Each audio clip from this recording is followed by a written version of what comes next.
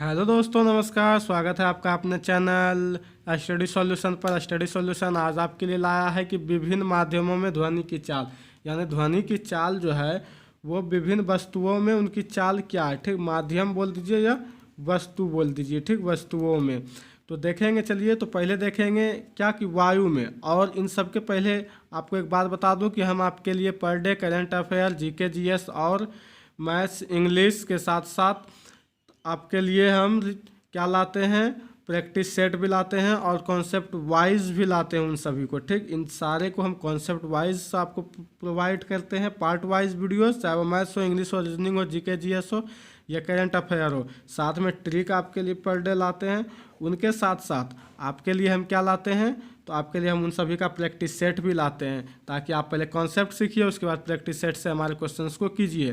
ठीक, जो कि विभिन्न एग्जामों में पूछा रहता है। तो चलिए, आज हम लोग देखेंगे विभिन्न माध्यमों में कि ध्वनि की चाल क्या है। तो देखिए, वायु में ध्वनि की जो गति है वह कितनी होती है, गति या चाल दोनों एक ही होती है, तो वो है 332 मीटर पर सेकेंड, यानी एक सेकेंड में 332 मीटर तक तय करती है। फिर जल में ध्वनि की गति, तो जल में ध्वनि की गति कितनी है, तो 483 मीटर पर सेकेंड है।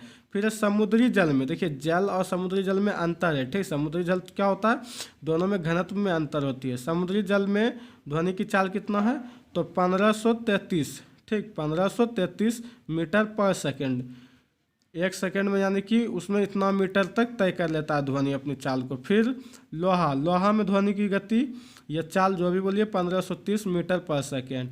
फिर आपके लिए आ जाता है पारा में ध्वनि की गति कितनी है, 5640, यानी 5640। एल्युमिनियम में ध्वनि की चाल 6420 मीटर पर सेकेंड। हाइड्रोजन में ध्वनि की चाल 0 डिग्री सेल्सियस पर मीटर सेकेंड।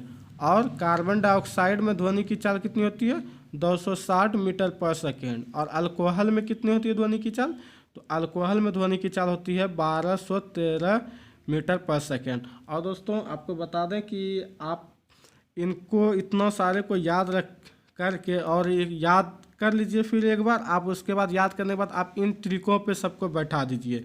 किस पे, एलू का लोहा जल में पड़ा है, कोहल भाव को बताओ। ठीक, ये सारे को याद करने के बाद आप ये ट्रिक याद कर लीजिए। इससे क्या होगा कि आपको जो है वो पार्ट वाइज याद रह जाएगी, जिससे आपको एग्जाम में अगर आ जाता तो आपको बहुत ही आसानी होगी बात में। ठीक, ऐसे जैसे एल्युमिनियम हो गया, लो से, ठीक, एल से एल्युमिनियम हो गया, लो से लोहा हो गया, लोहा तो डायरेक्ट दे ही दिया है। ठीक, जल हो गया, पारा हो गया।